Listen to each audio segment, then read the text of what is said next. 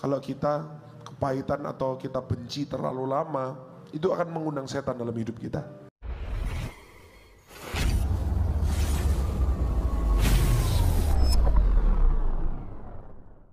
Shalom sahabat KP yang diberkati Tuhan. Apakah sahabat pernah kepahitan kepada seseorang? Atau jangan-jangan saat ini sahabat sedang kepahitan? Bagaimana sahabat merespon atau tindakan apa yang sahabat sudah lakukan atas kepahitan tersebut? Nah, pada kesempatan ini kita akan belajar bagaimana cara menyikapi kepahitan dengan benar, ya, agar iblis tidak menyerang kita dan menghasilkan tindakan yang melanggar firman Tuhan. Bagaimana cara kita melepaskan roh kepahitan itu dalam diri kita?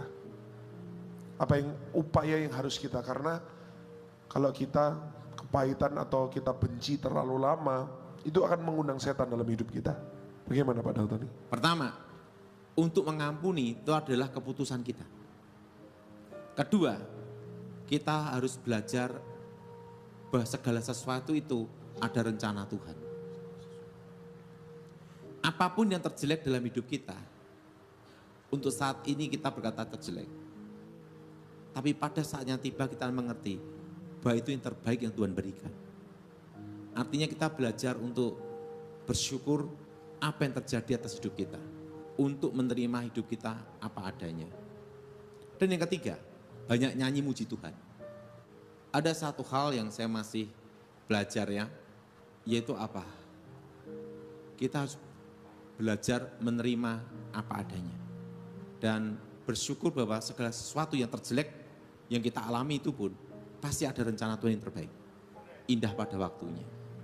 Banyak orang di sini cerita Pak, dia kepahitan sama suaminya, sama istrinya, dan gak sedikit juga mungkin tadi Pak Daltoni bilang itu mungkin kepahitan sama suami istri. Tapi yang saya layani juga anak-anak muda Pak Daltoni. Banyak yang tidak sedikit yang kecewa dan kepahitan sama orang tuanya. Mungkin Pak Daltoni mungkin ada pesan ya. Mungkin baik kepada anak-anak mudanya ataupun juga kepada orang-orang tuanya. Gini ya, kalau saya mendidik anak nomor satu, kan kadang orang tua tuh mendidik anak nomor satu adalah pandai dulu. Kalau saya tidak, saya selalu didik anak saya nomor satu gini. Pertama, kan anak saya kan juga ingin kuliah ke Jakarta, apa Surabaya. Saya ngomong gini, nomor satu, kalau kamu belum bisa menjaga diri kamu, saya tidak akan, papi tidak akan berikan kamu kuliah keluar dari kota Solo. Titik. Sampai kamu bisa menjaga diri kamu sendiri. Menurut saya, pintar itu nomor 3. Nomor 1, kamu harus belajar menjaga diri. Makanya di rumah saya itu tidak ada pembantu. Tidak ada babysitter. Jadi dia nyuci sendiri, setrika sendiri, mandiri, dan menjaga diri, dan survival. Dan yang kedua, kamu harus memiliki prinsip, kedisiplinan. Nah, karena orang pandai apapun, kalau tidak disiplin, susah jadi. Disiplin. Memang saya didiknya mirip seperti militer gitu loh. Harus gini gitu. Yang ketiga, pinter. Nah, kalau pinter, papi tidak nuntut kamu harus juara 1, juara 2, juara 3 terserah. Tidak juara pun tidak apa-apa. Kenapa? Karena papi pun harusnya tidak lulus tapi diluluskan itu loh. Tapi puji Tuhan, saya punya anak itu ya, saya tuh tidak pernah maksa anak itu, kamu harus gini, harus belajar, harus ini. Nah, saya puji Tuhan punya anak itu juara 1 gitu loh. Dan saya bekali pengetahuan, ini papi dulu pernah tugas, terjadi seperti ini, dalam hidup ini seperti ini. Waktu kejadian seperti ini, kamu harus berpikir dalam mengambil keputusan itu jangan hanya memikirkan satu aja, 7 ke belakang harus pikirkan. Jadi kamu harus berpikir panjang. Saya selalu ajar anak seperti itu. Jadi kita mendidik anak itu dia harus mandiri dulu, menjaga diri, kedua disiplin, ketiga pintar. Itu menurut saya. Karena sepinter-pinternya anak saudara, walaupun kuliah sampai S2, S-Tech, nanti ilmu yang dipakai itu di bawah 5%. Buktinya ada lulusan luar negeri, manajemen bisnis, pulang ke Surabaya, jaga HP, betul enggak? Jaga toko, jaga ruko. Ujung-ujungnya ilmu dasar, yaitu apa? Pengeluaran pemasukan, betul enggak? Jadi makanya saya menuntut anak bukan pintar. Pertama dia harus dekat dengan Tuhan dulu. Setelah itu menjaga dirinya dan disiplin. Nah, kenapa ada anak-anak muda mudah sekali patah semangatnya? Karena apa? Karena dari kecil terlalu dimanjakan dengan sekitarnya gitu loh. Sahabat KP, kepahitan adalah rasa sakit, benci terhadap seseorang dan itu sudah menumpuk, dipendam, ditahan, sehingga kita itu sakit sekali kalau melihat dan mengingat orang yang menyakiti kita. Mungkin kita bisa menyembunyikannya, tetapi hidup kita tidak akan sejahtera. Dan itu akan menimbulkan keinginan untuk melakukan kejahatan, membalas dendam, menyakiti orang yang telah membuat kita kepahitan. Mungkin kita kepahitan dengan orang tua kita, atau mungkin orang tua kepahitan kepada anaknya. Ada juga yang kepahitan kepada temannya atau kepada atasannya. Ini berbahaya, hati-hati, dosa mengintip. Ya, justru kepahitan ini yang menyebabkan pembunuhan pertama kali terjadi di muka bumi. Ya, yaitu Kain dan Habel. Kain kepahitan ya melihat adiknya yang lebih diperhatikan Tuhan karena memang hatinya tulus. Ya, akhirnya dia iri hati, dendam, dan melakukan hal yang sama dengan harapan Tuhan juga perhatikan dia. Tapi Tuhan melihat hati Kain itu tidak baik. Itulah kepahitan. Ya, gara-gara Tuhan tidak terima persembahan Kain, dia bunuh adiknya. Jadi kepahitan itu bisa menimbulkan kebencian yang berlebihan sampai kepada keinginan untuk menyakiti, bahkan sampai pembunuhan.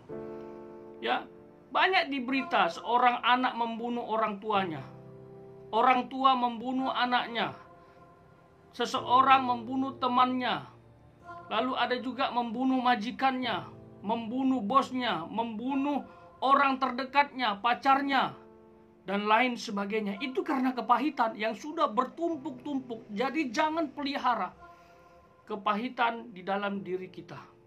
Apalagi sebagai anak Tuhan, wow, ini bahaya sekali. Karena kepahitan ini akan dipakai iblis untuk mendorong kita melakukan tindak kejahatan. Sesuai dengan apa yang disampaikan oleh hambanya Evangelis Dartoni, 3 hal ini penting untuk diterapkan. Ya, ini ada dalam Alkitab. Yang pertama, mengampuni, tidak ada pilihan lain sebenarnya kalau kita mau dipulihkan. Jadi ampuni orang yang sudah menyakiti kita. Ya, sekalipun dia sangat menjengkelkan, ampuni dia. Ya, supaya kita dipulihkan Tuhan. Yang kedua, bersyukur sekalipun keadaan kita tidak baik, karena segala sesuatu seizin Tuhan, bahkan dalam rangkaian Tuhan atau master plan Allah. Lalu yang ketiga, belajar menerima apa adanya. Ya, belajar menerima apa adanya. Saya sendiri pun pernah mengalami hal tersebut. Ya, kepahitan kepada orang tua karena saya dilahirkan dari keluarga broken home. Ya, Orang tua laki-laki saya itu bikin ulah dalam keluarga sehingga kami menjadi bangkrut dan jatuh miskin. Ya. Dan kita benci dendam. Anak pertama ajak saya untuk membunuh papa. Ayo dek, kita bunuh papa. Saya masih kecil tuh, SD kelas 2 kalau tidak salah. Saya tidak punya keberanian untuk itu karena masih kecil sekali. Tapi kakak nomor 1 itu sudah SMP, sudah punya niat seperti itu. Dan dia punya keberanian ingin bunuh papa karena dihasut atau didorong oleh mama yang kepahitan juga kepada suaminya. Ya. Tapi puji Tuhan kita tidak pernah lakukan itu, ya, dan kita dipulihkan Tuhan semuanya. Orang yang hidup dalam kepahitan tidak akan dipulihkan, ya. Berkat Tuhan akan terhambat dalam hidupnya, ya. Ini adalah dosa. Sekalipun sahabat merasa sahabat dijahati, tapi kalau sahabat kepahitan, benci, dendam, iri hati dan lain sebagainya, itu dosa. Di dalam 1 Yohanes pasal 1 ayat 9 mengatakan, jika kita mengaku dosa kita, maka ia adalah setia dan adil, sehingga ia akan mengampuni segala dosa kita dan menyucikan kita dari segala kejahatan. Jadi mengaku dosa, ya, supaya diampuni Tuhan. Kalau tidak mengaku dosa, tidak diampuni. Katakan, Tuhan, aku dendam benci, mampukan aku untuk mengampuni. Ini dosaku, maka sahabat akan dipulihkan juga, diampuni. Ya, di dalam Matius pasal 22 ayat yang ke-39, ya, kasihlah sesamamu seperti dirimu sendiri. Ini adalah hukum Tuhan yang kedua. Ya, intisari dari Alkitab. Intisari Alkitab sebenarnya ada 2, kasih kepada Allah, kasih kepada sesama, udah itu saja. Dan kalau kita merasa ini berat sekali, orang itu menjengkelkan gitu, merugikan sekali. Susah mengampuni, Pak, susah. Susah, aku harus habisi dia. Aku harus balas. Apa bedanya kita dengan dia yang menyakiti kita? Kalau kita juga harus menyakiti dia. Ya. Di dalam Amsal pasal 27 ayat yang ke-17 mengatakan, besi menajamkan besi, manusia menajamkan sesamanya. Jadi kalau ada gesekan karakter, mungkin sahabat tidak setuju, tidak terima, dan itu menyakitkan sehingga akar pahit karena sudah menumpuk kelakuan dia gitu kan. Anggap ini sedang latihan karakter. Ya. Percayalah kalau kita menang, kita akan mempunyai karakter yang baik.